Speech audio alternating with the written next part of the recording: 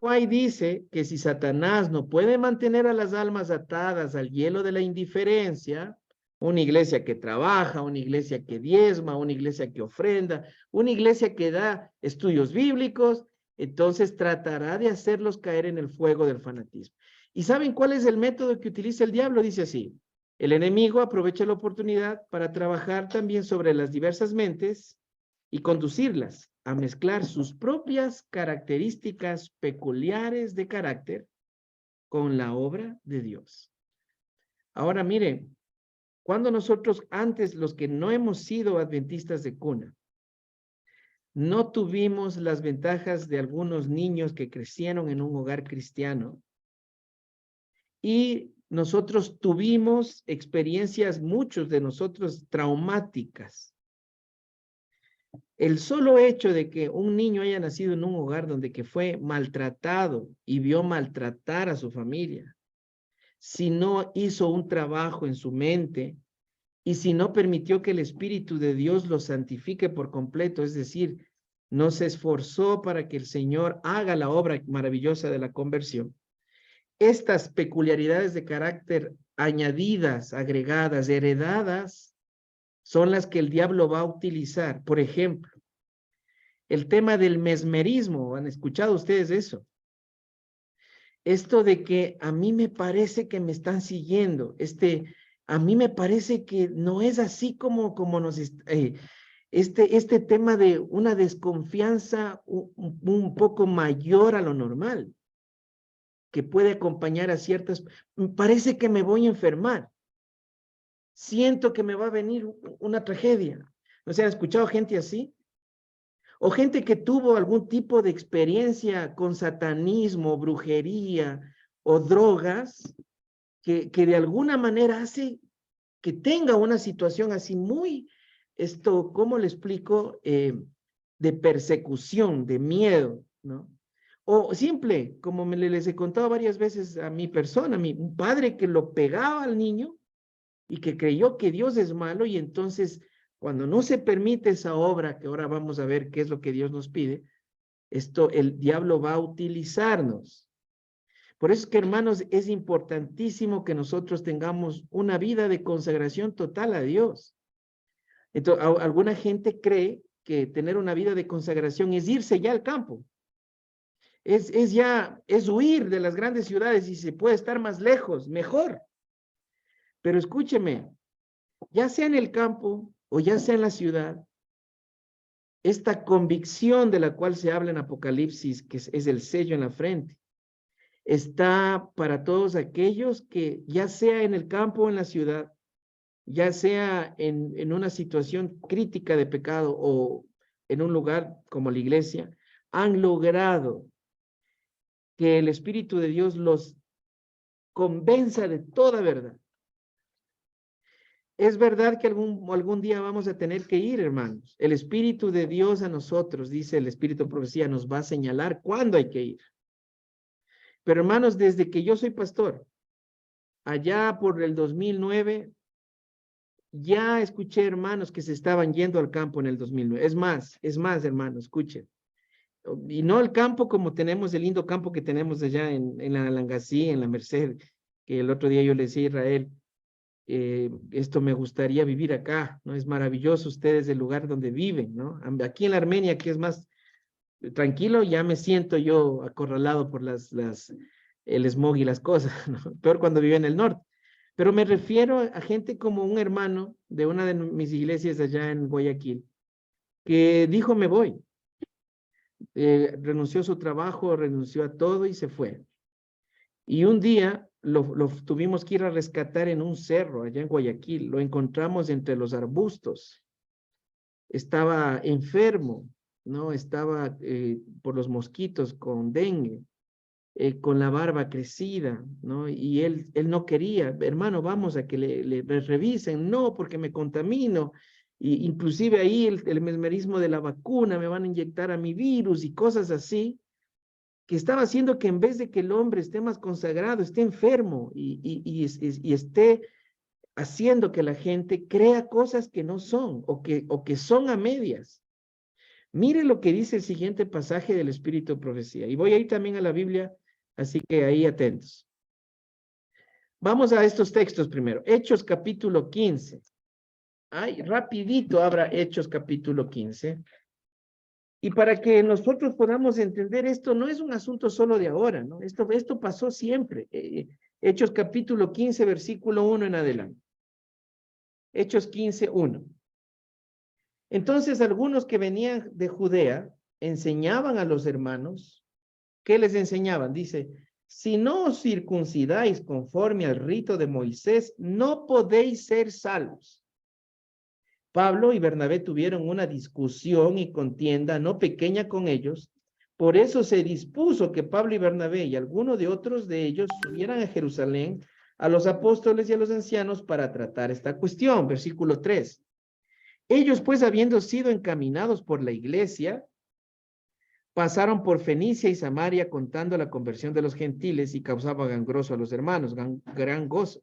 Versículo 4. Al llegar a Jerusalén fueron recibidos por la iglesia, por los apóstoles y los ancianos y refirieron todas las cosas que Dios había hecho con ellos. Pero algunos de la secta de los fariseos que habían creído se levantaron diciendo, es necesario circuncidarlos y mandarles que guarden la ley de Moisés. Entonces, si ustedes se fijan, aquí había un problema que parece que muchas veces también acontece en nuestro medio. Entonces, ellos estaban asegurando que por un acto que fue dicho en un pacto anterior, que no tenía nada que ver con la ley maravillosa del Señor, sino con una señal que fue hecha en el antiguo pacto, querían obligar a los demás a que hagan algo que ya con la misma muerte de Jesús en la sana doctrina había quedado anulado. Y entonces les dice, si no se cortan el prepucio, si no se circuncidan, no van a ser salvos. En este tiempo hay gente que sigue diciendo lo mismo, ¿no? Y a veces confundimos la doctrina pura con asuntos mínimos que no tienen nada que ver con la salvación. Entonces, ¿y cuál fue la solución? Dice la Biblia que hubo un concilio, una reunión, y entonces ahí se discutió. Miren, que Pablo y Bernabé dice que discutieron y no de manera pequeña, sino fuerte, porque hermanos, inclusive este tipo de personas que permiten, y Dios libre que nos pase también, comienzan a ver a los líderes como enemigos, comienzan a ver a los ancianos, a los pastores como enemigos. Y la sierva del Señor también lo dice, pero ¿por qué? ¿Por qué nosotros? Y los ancianos y los que creemos en Cristo necesitamos cuidar del rebaño que se nos puso en la mano. Ahora váyase hasta Mateo 22. Mateo capítulo 22, versículo 23. Otro caso. Mateo 22, 23. ¿Qué dice la Biblia en Mateo 22, 23? Leo, por favor. Aquel día, dice, se acercaron a él los saduceos, era otro grupo, que dicen que no hay resurrección. Y le preguntaron, siendo maestro, Moisés dijo, si alguien muere sin hijos, su hermano se casará con su mujer y levantará descendencia a sus hermanos. Y hermanos, miren, si ustedes ven, siempre los ataques fueron a la naturaleza divina de Cristo. Mismo el apóstol Juan hace una aseveración fuerte cuando él dice, más adelante vamos a leer, que los que dicen que Jesucristo no fue concebido Dios en carne, están haciendo herejía, ¿no? Pero fíjense, aquí hablaban acerca de que no hay resurrección. Ellos tenían esa concepción respecto al tema religioso, doctrinal. Vamos a Hechos 24:14. Estoy siendo un poquito rápido, espero que ustedes me puedan seguir ahí para no alargar mucho el tema y tampoco esto hacer que ustedes se acuesten muy tarde y poder yo ir a visitar al hermano Israel y ir a hacer la visita que tenemos que hacer. Hechos 24, versículo 14. Otro caso, miren. Hechos 24:14 dice, pero esto te confieso que según el camino que ellos llaman herejía, así sirvo al Dios de mis padres. Creo todas las cosas que en la ley y en los profetas están escritas. Si se dan, en su versión está escrito camino con mayúscula. Y les voy a explicar por qué aquí dice, pero esto te confieso que según el camino con mayúscula, es porque a los seguidores de Jesús, antes de llamarlos cristianos, los llamaron los del camino. Cuando Pablo perseguía a los cristianos, que dice que él pedía cartas para esto, matar a los cristianos, perseguirlos, pedía cartas para perseguir a los del camino, porque los que estaban siguiendo a Jesús no se quedaban quietos, iban de pueblo en pueblo por los caminos, iban predicando, y entonces antes de ser llamados cristianos, eran reconocidos como los del camino. Y dice, y estos, aquellos que están con el fanatismo en la cabeza, nos llaman herejes. Ahora, hermanos, en este tiempo usted va a escuchar a muchos predicadores. Escuche esto que le digo con atención, hermanita, hermanito, que dicen que son adventistas, que dicen que creen en la doctrina adventista, pero que sin darse cuenta o queriendo, están haciendo creer a la iglesia que la iglesia adventista ha caído en herejía. Ustedes han escuchado ahora último, cuando nosotros fuimos a repartir los libros del gran conflicto de los siglos, hubieron gente de nuestra iglesia que dijo, ¿se dan cuenta cómo se está dañando el mensaje? Porque el libro Conflicto de los Siglos es un libro bien ancho y han resumido muy poco y han cambiado palabras y aquí la iglesia está equivocada, ¿no? Entonces, y hay muchas cosas que están pasando, hermanos, dentro de nuestra, iglesia, por así decir, ¿no? Denominación religiosa, que está causando división. Y ya no estamos con enemigos, ya nuestros enemigos no son la mayoría de los de afuera.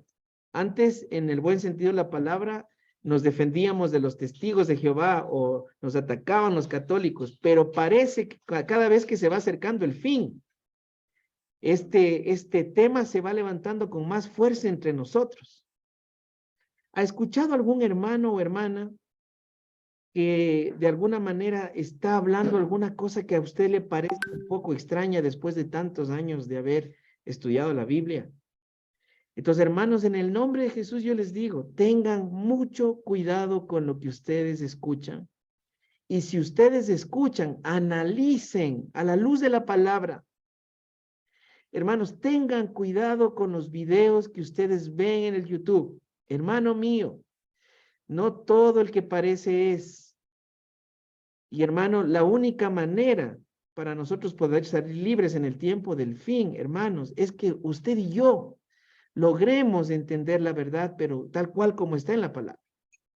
Voy a cerrar aquí esta para terminar con unos pasajes del Espíritu de Profecía leyendo primera de Timoteo 1. Vuelva a Timoteo, pero a la primera epístola, primera de Timoteo capítulo 1, y leamos desde el versículo 3. Primera de Timoteo 1:3. Dice así la Biblia en Primera de Timoteo 1:3. Como te rogué que te quedaras en Éfeso cuando fui a Macedonia. Primera de Timoteo capítulo 1, versículo 3. Como te rogué que te quedaras en Éfeso cuando fui a Macedonia para que mandaras a algunos que no enseñen diferente doctrina, ni presten atención a fábulas y genealogías interminables que acarrean discusiones más bien que edificación de Dios, que es por fe. Así te encargo ahora, el versículo 5.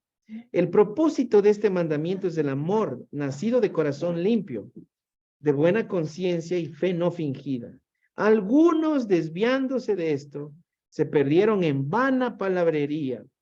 Pretenden ser doctores de la ley cuando no entienden ni lo que hablan ni lo que afirman. Hermanos míos, una de las maneras, de las mejores maneras para identificar a aquellos que de alguna manera están desviados sin darse cuenta o dándose cuenta, es que prediquen una cosa, pero que su vida enseñe otra. Hermanos, nosotros necesitamos ser muy cuidadosos ahora en este tiempo, porque ya fue dicho en el Antiguo Testamento, a la ley y al testimonio. Si no hablan conforme a eso, no les amaneció, dice la Biblia, a la ley y al testimonio. Por eso es que muchas veces nosotros tenemos que ponernos a pensar, ¿a quién prestamos nuestros oídos? y a quién estamos dando una confianza mayor que se debería de dar exclusivamente a Dios. Ahora, voy a terminar, hermanos, leyendo los últimos pasajes del Espíritu de Profecía. Es más, voy a pedir que lean, porque ya me dejaron solito y a mí no me gusta hablar con las cámaras. Ahí está. Darita, por favor, Darita, lee este pasaje.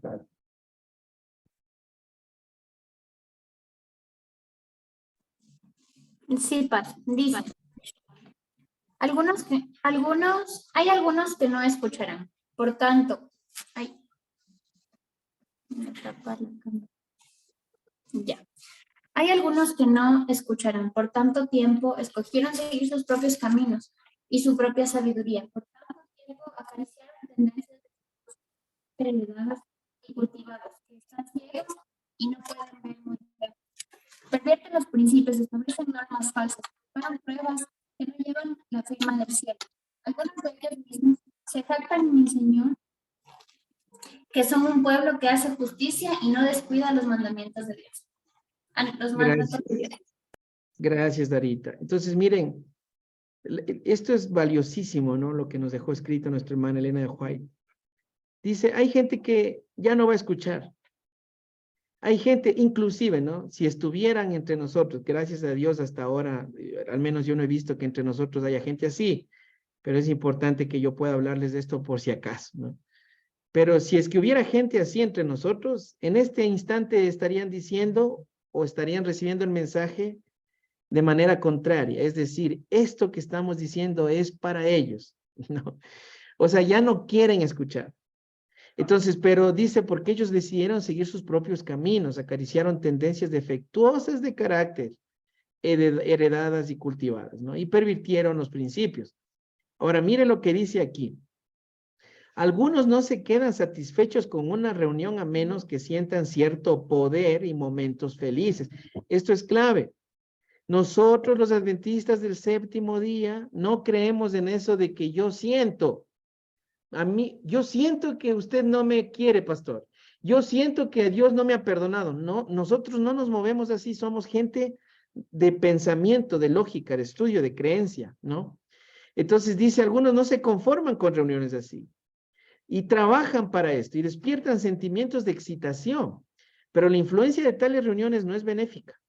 Una vez desaparecida la sensación fugaz de felicidad, de que yo siento que hay un poder, descienden más bajo que antes de la reunión porque su felicidad no proviene de la debida fuente. Las reuniones más provechosas para el progreso espiritual son aquellas que se caracterizan por la solemnidad y el escudriñamiento profundo del corazón. Antes de ir a la Biblia deberíamos de explorar nuestro corazón, a ver si no estamos yendo a estudiar la Biblia con preconceptos o ideas que nos enseñaron. Y dice, y con fervor y profunda humildad, que se esfuerzan para aprender de Cristo. Y hermanos, aquí yo voy a ir cerrando con estas dos últimas citas.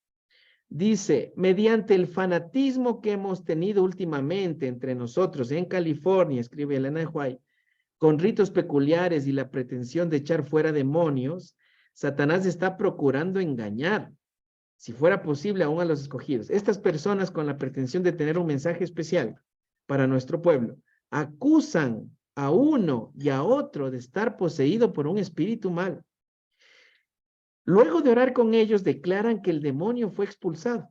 El resultado de su obra testifica de su carácter. Se me pidió que dijera a nuestro pueblo que el Señor no estuvo en esos ritos extraños, sino que tales exhibiciones engañarían a las almas para su ruina, a menos que éstas fueran advertidas y que la verdad bíblica sería pervertida. Dice, mi alma está muy preocupada porque sé lo que se nos espera. Cada engaño concebible será dirigido contra los que no tienen una conexión diaria y viviente con Dios. Los ángeles de Satanás son sabios para hacer el mal y crearán lo que algunos pretenderán que es luz superior y la proclamarán como nueva y maravillosa. Sin embargo, aunque en algunos aspectos del mensaje puede ser verdad, estará mezclado con invenciones humanas, ojo con este texto, y enseñará como doctrina los mandamientos de los hombres. Si alguna vez hubo un tiempo en que debíamos velar y orar con verdadero fervor, es ahora. Esto fue escrito en 1894, hermanos. Imagínense si en ese tiempo era ya tiempo de orar y velar, mucho más ahora. Ahora, pero lo importante aquí es que para el tiempo del fin iba a haber gente que iba a tratar de aumentar en la doctrina. Hay verdad, pero que está mezclada con un asunto de su peculiaridad de carácter. Fíjese acá. Muchas cosas aparentemente buenas tendrán que ser cuidadosamente consideradas, con mucha oración, pues son árdides aparentemente plausibles del enemigo para llevar las almas por un sendero que está tan cerca de la senda de la verdad que será apenas distinguible de aquel. Pero el ojo de la fe puede discernir que se desvía, aunque en forma casi imperceptible del camino correcto. Al principio puede parecer realmente correcto, pero después de un tiempo se ve cuando ampliamente divergente resulta el camino que conduce a la santidad del cielo. Y mire, aquí le escribe un hermano. Mi hermano, le advierto que prepare sendas rectas para sus pies, no sea que los cojos caigan fuera del camino. Satanás está trabajando de muchas maneras para que cada hombre que debería estar predicando el mensaje pueda estar ocupado con teorías finamente hiladas que él hará aparecer de tal magnitud e importancia como para llenar la mente entera. Y mientras piensan que están dando grandes y maravillosos pasos en su experiencia, estén idolatrando unas pocas ideas y su influencia se perjudique y hable muy poco en favor del Señor. Hay gente que estará finamente hilando en temas que no competen tocar. Haga cada ministro esfuerzos fervientes para descubrir la mente de Cristo. Hay algunos que sacan de la palabra de Dios y también de los testimonios párrafos y oraciones aisladas que pueden interpretarse como que favorecen sus ideas. Y luego se detienen en ellas y se edifican en sus propias posiciones, cuando Dios no los está guiando. Todo esto agrada al enemigo. No deberíamos innecesariamente tomar un camino que produzca diferencias o cause disensión. No deberíamos dar la impresión de que si no se siguen nuestras ideas particulares es porque a los ministros les falta comprensión. Hay temas en abundancia en las lecciones de Cristo acerca de las cuales hablar. Y sería mejor dejar de lado los misterios que ni usted ni sus oyentes pueden comprender o explicar. Demos lugar al mismo Señor Jesucristo para que enseñe. Permitamos que la influencia de su Espíritu abra el entendimiento, el maravilloso plan de salvación. El otro día estaba hablando yo con un hermano en una visita y me dice, pastor, ¿cómo se creó el mal realmente? O sea, ¿cómo es que en un lugar como es el cielo, que era todo perfecto, y en un ser celestial como el ángel caído que es Lucifer, se creó el mal? Explíqueme. Y entonces yo le dije, amigo, no te metas en esa área, porque yo te podría decir una que otra cosa que está escrita en la Biblia, pero hay cosas que son misterios, de los cuales nosotros deberíamos intentar no hilar tan fino, porque se nos aconseja que ya va a llegar un día donde que el mismo Señor nos va a explicar. Entonces, lo que sabemos respecto a ese tema es que el diablo, mirando su hermosura, se llenó de orgullo y quiso ser como Dios, punto. Pero pastor, y ahora, pero y Dios, pero Dios, que Dios es imperfecto porque permitió la imperfección, pero que a Dios se le escapan las cosas y así. No, no hiles más fino. No hiles porque aquí está escrito. Y así hay un mundo de cosas, hermanos, o algunas teorías que se han insertado en la iglesia y que algunos adventistas les hacen decir, la iglesia tiene dos posiciones en el tema. Mentira. La iglesia tiene claritas sus doctrinas, 28 creencias fundamentales. Pero hay pastores que se han metido a las redes y entonces dicen, la iglesia dice esto, pero yo pienso esto. Escuchen los mensajes y cuando usted vea que algún pastor, entre comillas, dice, esta es la posición de la iglesia, pero a mí me parece, yo pensaba así, pero ha pasado tiempo y ahora pienso así, tenga mucho cuidado, porque puede estar delante de alguien que está torciendo la verdad. Y hermanos, yo termino diciéndoles a ustedes esta noche, hermanos míos, que yo soy consciente en el tiempo en el que me estoy moviendo. Y es más, yo entré a la iglesia inconsciente de la realidad tan grande que es ser miembro de la iglesia adventista. ¿Por qué? Porque el diablo, según Apocalipsis, no está siguiendo, no está atormentando a los pentecostales, a los católicos. Dice, y se fue a hacer guerra contra el resto de la descendencia de ella, los que guardan los mandamientos y tienen el testimonio. En otras palabras, el que está furioso y al que está atacando es a los hijos de Dios de la iglesia adventista del séptimo día, según la profecía. Entonces, y yo estoy consciente que Dios a mí me mandó en un tiempo especial, hermanos, a ser pastor. Y si hubiese sido pastor allá por 1981, pues hubiese dicho lo mismo, pero ahora yo estoy y usted está conmigo más cerca de la venida del Señor. Y mi obligación como su pastor es advertirle que el diablo va a querer torcer la verdad a tiempo y fuera de tiempo. Y también quiero decirle que mi obligación como pastor, aunque a veces suene un poco redundante, es enseñar lo que está escrito en la Biblia y el Espíritu de profecía para que usted profundice.